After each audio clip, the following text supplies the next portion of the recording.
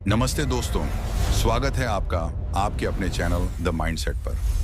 आज हम एक ऐसी किताब के बारे में बात करने जा रहे हैं जिसने दुनिया के बड़े बड़े सीईओ, एथलीट्स और लीडर्स की जिंदगी बदल दी है।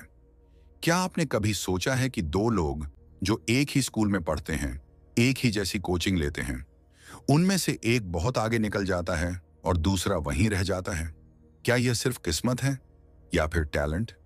दुनिया की मशहूर साइकोलॉजिस्ट कैरल ड्वेक कहती हैं, नहीं, सफलता का राज आपके हाथों की लकीरों में नहीं, आपके दिमाग के एक छोटे से हिस्से में छिपा है, जिसे वो कहती हैं माइंडसेट। माइंडसेट क्या है? इसे हम दो तरीके से समझते हैं। माइंडसेट का मतलब है वह चश्मा जिससे आप दुनिया को और खुद को देखते हैं। कैरल ड्वेक ने अपनी सालों की रिसर्च के बाद पाया कि दुनिया में सिर्फ दो तरह के लोग होते हैं। पहला, फिक्स्ड माइंडसेट। इन लोगों को लगता है कि उनकी बुद्धि, इंटेलिजेंस और टैलेंट फिक्स है। अगर आप पैदाइशी स्मार्ट हैं तो ही आप कुछ कर पाएंगे। इन्हें लगता है कि फेल होना मतलब बेवकूफ साबित होना है, इसलिए ये कभी रिस्क नहीं लेते।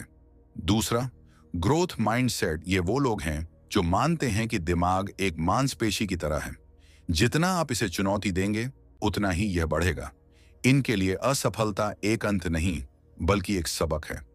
चुनौतियां और प्रयास यानी चैलेंजेस एंड एफर्ट।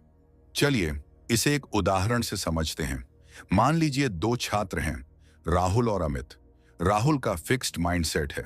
जब उसे कोई कठिन गणित का सवाल मिलता है तो वह उसे छोड़ देता है, क्योंकि उसे डर है कि अगर वह इसे हल नहीं कर पाया तो लोग सोचेंगे कि वह होशियार नहीं है। दूसरी तरफ अमित है, जिसका ग्रोथ माइंडसेट है। उसे कठिन सवाल देखकर मजा आता है। वह सोचता है, भले ही मुझे अभी यह नहीं आता, लेकिन इसे हल करने की कोशिश में मेरा दिमाग तेज होगा। लेखिका कहती हैं, फिक्स माइंडसेट वाले लोग स्मार्ट दिखने के चक्कर में सीखना छोड़ देते हैं, जबकि ग्रोथ माइंडसेट वाले सीखने के चक्कर में स्मार्ट बन जाते हैं।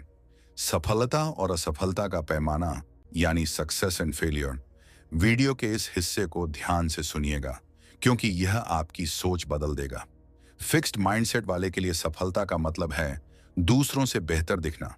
उनकी पूरी जिंदगी वैलिडेशन, दूसरों की वाहवाही पाने में निकल जाती है। लेकिन ग्रोथ माइंडसेट वाले के लिए सफलता का मतलब है अपने कल वाले वर्जन से बेहतर बनना। कैरल ड्वेक ने एक रिसर्च की जहां उन्होंने बच्चों को एक आसान पहेली दी। जब बच्चों ने उसे हल कर लिया तो उन्होंने आधे बच्चों की तारीफ उनके टैलेंट के लिए की, तुम बहुत स्मार्ट हो, और बाकी आधे की तारीफ उनकी मेहनत के लिए की, तुमने बहुत अच्छी कोशिश की। नतीजा, जिन बच्चों को स्मार्ट कहा गया उन्होंने आगे कठिन काम करने से मना कर दिया, क्योंकि उन्हें अपना स्मार्ट टैग खोने का डर था। लेकिन जिन्हें मेहनती कहा गया उन्होंने और भी कठिन चुनौतियों को चुना। यही फर्क है एक विनर और एक लूजर की सोच में। अब आप सोच रहे होंगे, क्या यह सिर्फ किताबों में अच्छा लगता है? नहीं, चलिए रियल लाइफ उदाहरण लेते हैं। स्पोर्ट्स और बिजनेस का माइकल जॉर्डन का उदाहरण लीजिए। उन्हें उनके हाई स्कूल की बास्केटबॉल टीम से निकाल दिया गया था। अगर उनका फिक्स्ड माइंडसेट होता तो वह मान लेते कि उनमें टैलेंट नहीं है। लेकिन उन्होंने कहा, मैंने अपनी जिंदगी में 9,000 शॉट्स मिस किए हैं और इसीलिए मैं आज सफल हूं।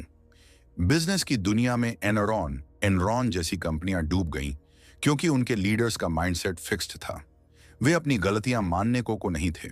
वहीं माइक्रोसॉफ्ट जैसी कंपनियों ने ग्रोथ माइंडसेट अपनाकर खुद को बार बार बदला। अब सवाल यह है कि ग्रोथ माइंडसेट कैसे विकसित करें? तो आप अपना माइंडसेट कैसे बदल सकते हैं? हम 3 स्टेप्स में सीखेंगे। पहला स्टेप, जब भी आप कहें मुझे यह काम नहीं आता, तो उसके पीछे एक छोटा सा शब्द जोड़ दें, अभी तक। यानी आप कहेंगे मुझे यह काम अभी तक नहीं आता, यह आपके दिमाग के बंद दरवाजों को खोल देता है। दूसरा स्टेप, गलतियों से प्यार करें। गलती होना इस बात का सबूत है कि आप कुछ नया करने की कोशिश कर रहे हैं। तीसरा स्टेप, सफर का आनंद लें, केवल रिजल्ट पर ध्यान न दें, अपनी मेहनत, प्रोसेस की तारीफ करें। दोस्तों, अंत में इतना कहना चाहता हूं कि आपका दिमाग क्या कर सकता है, इसकी कोई सीमा नहीं है। सीमा सिर्फ आपके माइंडसेट में है। इसलिए आप कुछ हासिल करना चाहते हैं तो सबसे पहले अपना माइंडसेट ऐसा बनाएं कि जो चाहते उसे हासिल करने से आपको कोई रोक नहीं सकता। अगर आप इस किताब को और गहराई से समझना चाहते हैं तो इसे जरूर पढ़ें। अगर आपको यह वीडियो पसंद आया तो इसे लाइक करें और अपने उन दोस्तों के साथ शेयर करें जिन्हें अपनी सोच बदलने की जरूरत है।